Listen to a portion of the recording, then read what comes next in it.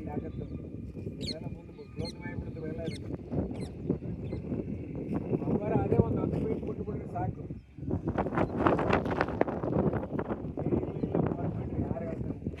ಒಳಗೆ ಅಂತ ಹೇಳಿ ಒಳಗೆ ಅದು ಇದಕ್ಕೆ ಒಳಗೆ ಅಷ್ಟೇ ಒಳಗೆ ಬಬ್ಬರ್ದು ನೀವು 10 ಫೀಟ್ ಬಿಡ್ರಿ ಸಾಕು. 10 ಫೀಟ್ ಬಿಡ್ರಿ, ಆಮೇಲೆ 10 ಫೀಟ್ ಹೈಟ್ ಮಾಡಿಕೊಂಬಿಡ್ರಿ. ಅದು ಮೇನ್ ಬಿಲ್ಡಿಂಗ್ ಬೇಸ್ಮೆಂಟ್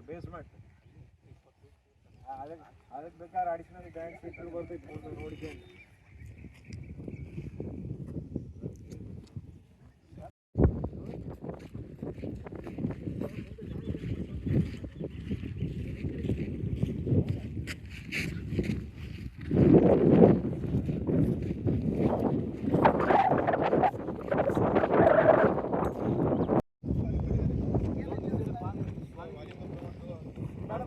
ಏನು ಸರ್ ಏನು ಕ್ರೌಡ್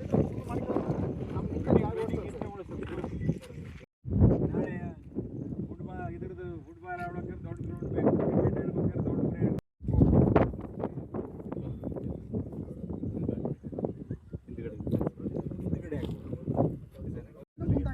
ಲೈನ್ ಹಾಕಿ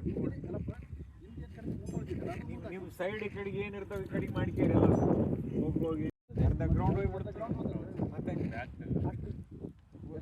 50 ಫೀಟ್ ಯಾಕೆ ಬಿಡ್ತಾರೆ? 13 ಇಂಟು ಕೂಡ ಹಿಂಗೆ ಮಾಡ್ಕೇರಿ ಅದನ್ನೆಲ್ಲ. ಯಾರಿಗೆ ಹೇಳ್ಬೇಕು? ಯಾರು ಸ್ವಾಮಿ ಕನ್ಸಲ್ಟೆನ್ಸಿ ಅಲ್ಲ ಡಿಪಾರ್ಟ್ಮೆಂಟ್ ಅವರೇ ಇಂಜಿನಿಯರಿಂಗ್ ಒಂದು 10 ಫೀಟ್ ಐತೆ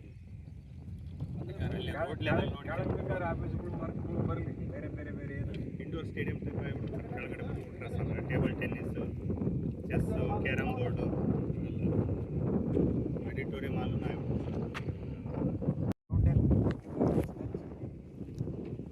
ಬೇಕಾಗಿಲ್ಲ. ಪೂರ್ಣ ಬ್ಯಾಕ್ ಸೈಡ್ ಬೇರೆ ಪಕ್ಕದಲ್ಲಿ ಒಂದು 10 ಫೀಟ್ ಮುಂದೆ ಹಾಕ್ರ ಅಂತ ಹೇಳಿದ್ದೆ. ಮುಂದೆ ಓಪನ್ ಗ್ರೌಂಡ್ ಭಾಳ ಇರಲಿ.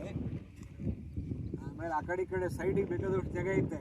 ಈ ಬ್ಯಾಕ್ ಸೈಡ್ ಇದ್ದು ಸೈಡಿಗೆ ಶಿಫ್ಟ್ ಮಾಡ್ತೀರಿ. ವಾಲಿಬಾಲು, ಫುಟ್ಬಾಲು, ಖೋಖೋ ಎಲ್ಲ ಆ ಕಡೆ ಸೈಡ್ ಈ ಕಡೆ ಸೈಡ್. ಬ್ಯಾಕ್ ಸೈಡ್ ಕಾಲೇಜು ಉಳ್ಳ ಮೇಲೆ ಹೈಟು ಒಂದು 10 ಫೀಟ್ ಮ್ಯಾಗ ಇರ್ಬೇಕು. ಹೈಟು ಬೇಸ್ಮೆಂಟ್ 10 ಫೀಟ್ ಮ್ಯಾಗ ಇರ್ಬೇಕು ಬಿಲ್ಡಿಂಗ್, ಮೇನ್ ಬಿಲ್ಡಿಂಗ್.